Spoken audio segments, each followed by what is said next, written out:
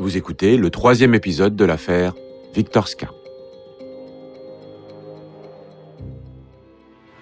Quand Szésley comprend qu'Elisabeth Tourteau l'a dénoncée aux policiers, il cherche à la décrédibiliser le plus possible.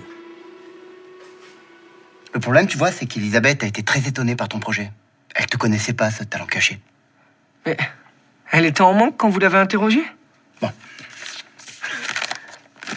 Dans ce dossier, la préméditation est totalement établie.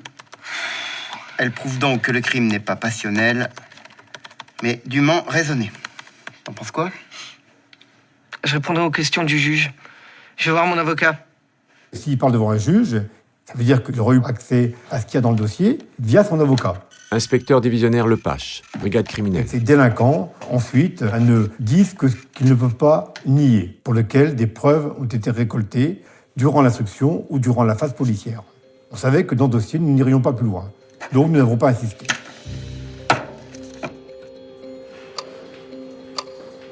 Quelques heures plus tard, pour acter son silence, Alain Lepache auditionne Szésley une 3e et dernière fois. Alors, tu vas nous dire la vérité ? J'ai parlé à mon avocat commis d'office.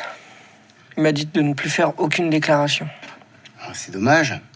Et si t'avais pas conseillé ça, tu nous aurais tout expliqué. J'ai rien à ajouter, moi. Bon bah j'écris ça alors.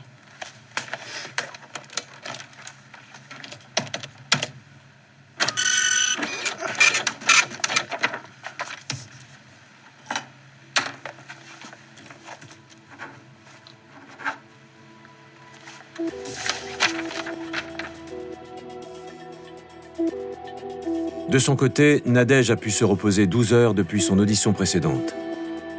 Elle a obtenu de téléphoner à ses enfants. À l'époque, ce coup de fil était une faveur des policiers.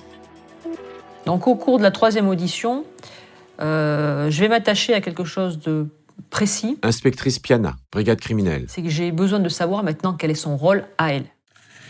Ça, c'est ce qu'on a retrouvé sur l'étagère au-dessus du radiateur chez vous. C'est bien ce que Jean-Stéphane a donné à votre mari ? Oui. Il a fait comment pour les lui donner ? Je sais pas, je sais plus. Ce serait pas vous par hasard qui les lui aurait donné ? Non, c'est pas moi. Je pense qu'elle se rend compte qu'elle évolue vers un rôle de participation active. Et je pense que ça l'effraie et elle essaye de s'en sortir. Mais nous, on n'est pas dupes dans l'histoire. Comment il a su où était le eurohypnol ? Je lui ai montré discrète. Ouais. Il en avait peut-être aussi, je sais pas. Dans ses affaires. Il a utilisé le sien ou le vôtre ? Bah, je sais pas. Le sien peut-être, parce que je sais plus combien il y en avait sur la plaquette de mon mari. Et donc vous êtes bien parti à 17h15 ? Oui. Et votre mari était encore vivant ? Oui. Et il dormait où ?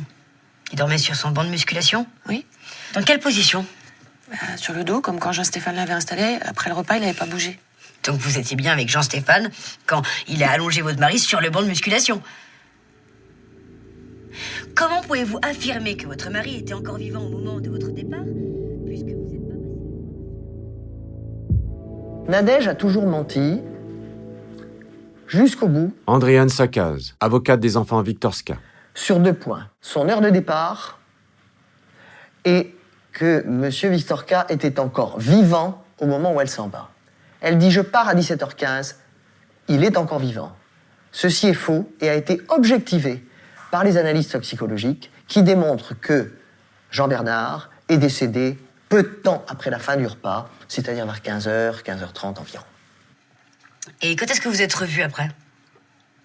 Le lendemain soir, chez sa mère. Moi, j'étais déjà depuis la veille, depuis la mort de mon mari. Vous avez passé la nuit ensemble ? Ouais. Vous avez eu des relations sexuelles ? Oui. Et vous avez senti que le comportement de Jean-Stéphane avait changé ? Non. Peut-être qu'ils ont besoin de se rassurer l'un et l'autre, de savoir que tout se passe bien. Ou alors là, on est vraiment sinon dans des choses plus diaboliques, quoi. Voilà, on est tranquille, on a fait notre affaire et puis on se retourne pas. Bien évidemment, ça va être à charge. Pascal Lavis. Et cela va établir la préméditation et la volonté d'éliminer le mari pour passer à autre chose. Il y a un processus qu'on appelle le clivage, c'est-à-dire que lorsque l'on vit quelque chose d'inassumable, d'inintégrable par le psychisme, on fait comme si cet événement n'avait pas eu lieu. Florence Daudy. On peut vraiment se demander, dans le cas de Nadège, si ce mécanisme de clivage, qui est quelque chose de très puissant, n'a pas pu fonctionner, à savoir, il ne s'est rien passé, tout est normal, je vois mon amant, une part de moi ne sait pas que mon mari est mort et que nous l'avons tué. Qu'est-ce que c'est? Des questions écrites par Jean-Stéphane. Oui. Faut-il beaucoup de coups et faut-il qu'ils soient violents? Une bonne bagarre, est-ce suffisant? Quelle dose faut-il? En combien de temps cela disparaît aux analyses? Il cherchait des plans pour tuer mon mari. Il avait appelé un médecin pour avoir des conseils. Et qu'est-ce que vous pensiez, vous, de ces recherches? Que c'était aberrant. J'étais sûre que ça marcherait même pas. Cette audition aura duré 2 heures. Mais le mobile du crime reste à préciser. Nadège Wiktorska a-t-elle agi par amour pour Jean-Stéphane Sesley ou espérait-elle récupérer l'argent de l'assurance vie? 1h30 après sa 3e audition, Aurore Piana l'entend à nouveau. La fin de la garde à vue est proche. Et pour les obsèques, pourquoi vous avez choisi l'incinération? C'était la volonté de mon mari. Votre mari de 43 ans, en pleine forme, vous fait savoir qu'il voudrait être incinéré en cas d'accident sur son banc de musculation. Ça serait pas plutôt votre amant qui vous aurait soufflé l'idée? Non. Donc c'est vous seul qui avez décidé de le faire incinérer? Eh oui. Non, parce que vous aviez l'air bien pressé quand même de le faire incinérer. Bon.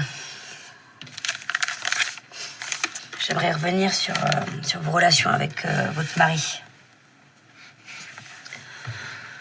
Vous pouvez m'en dire plus sur sa consommation d'alcool? Il a toujours plus ou moins bu. C'est devenu pire avec le temps.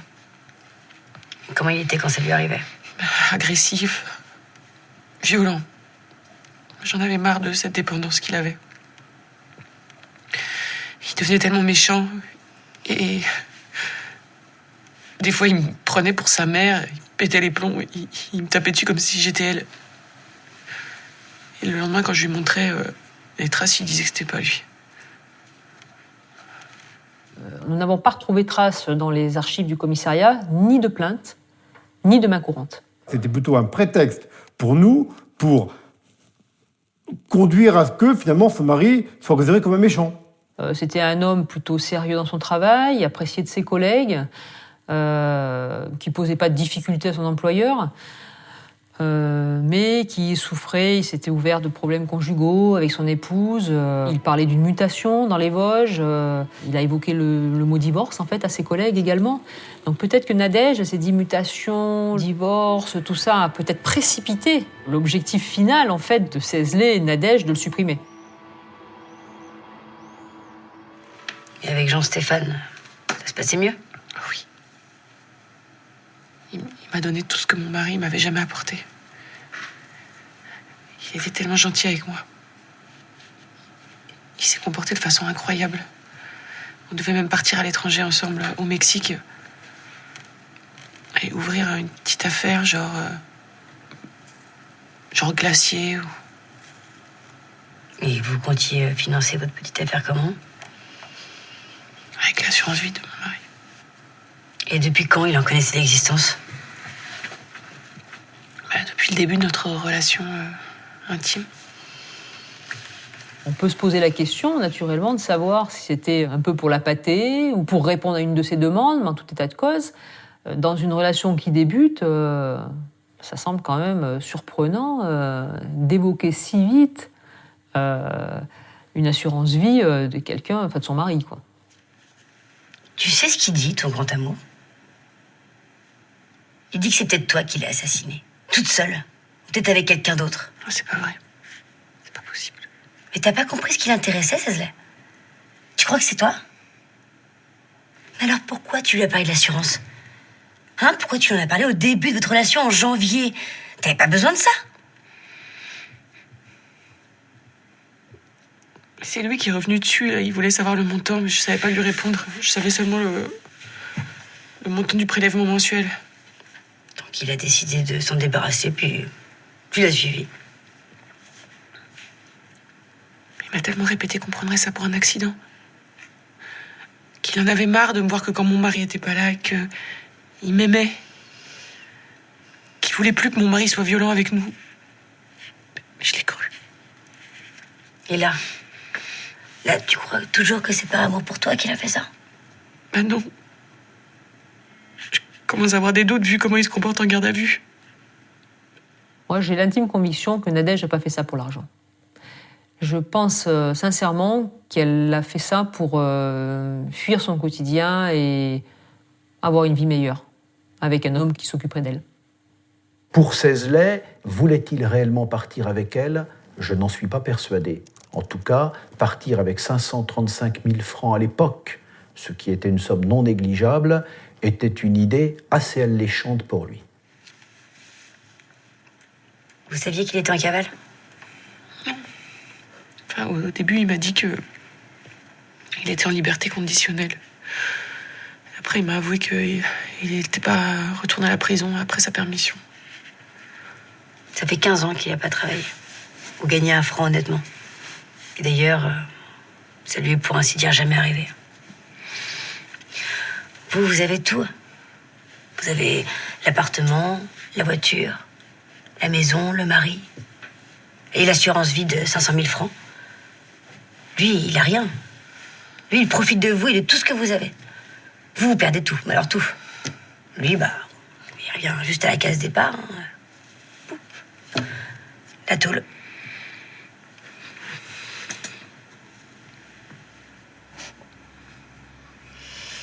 Vous voulez rajouter quelque chose? Non. Enfin, si. J'ai pas nourri mes chats depuis que je suis ici. Est-ce qu'on pourrait donner les clés à Madame le maire pour qu'elle puisse le faire? Je ne vois rien à ajouter. Je vous ai dit l'entière vérité dans cette affaire. Je vous autorise à remettre à Monsieur le maire Jacques les clés de mon appartement ainsi que celles de ma voiture.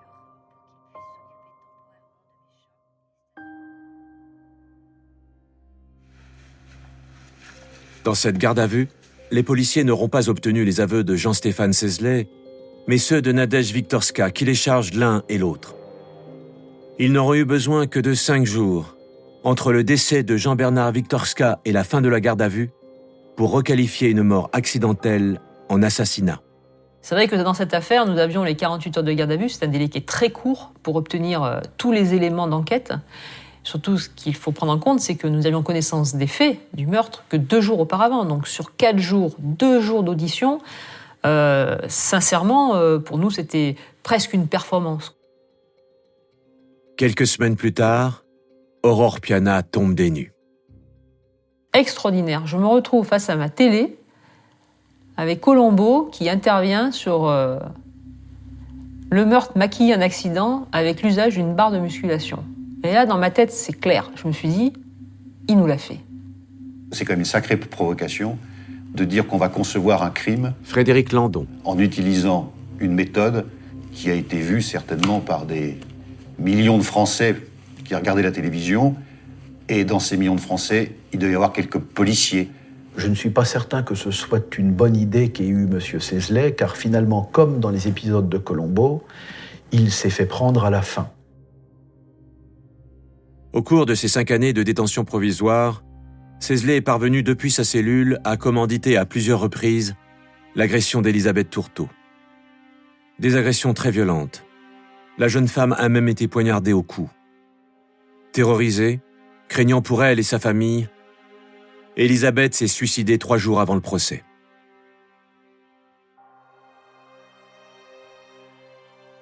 Le suicide d'Elisabeth Tourteau démontre qu'elle avait réellement peur et qu'elle n'était pas en mesure de pouvoir comparaître comme témoin devant une cour d'assises et de maintenir un témoignage qui était un témoignage accablant contre Jean-Stéphane Cézelet.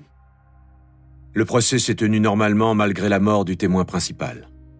Après quelques jours d'audience mouvementée, le verdict est tombé pour Jean-Stéphane Sesley et Nadège Viktorska. Elle a été condamnée à 12 ans de réclusion. Elle l'a accepté. Elle n'a pas fait appel.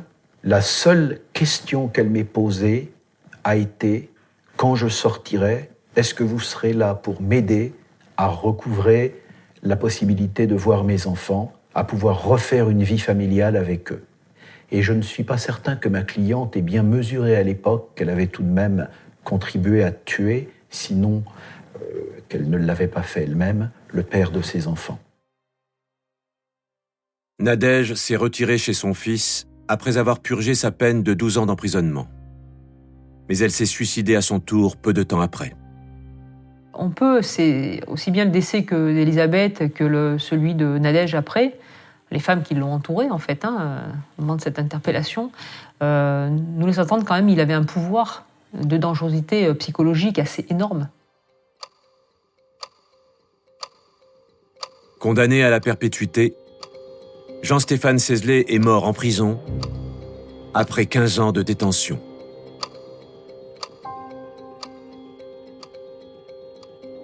Garde à vue est un podcast coproduit par Initial Studio et WhatsApp Film à partir de la série documentaire 48 heures, produite par WhatsApp Film et France Télévisions et réalisée par Mathieu Belghiti et Frédéric Lantieri.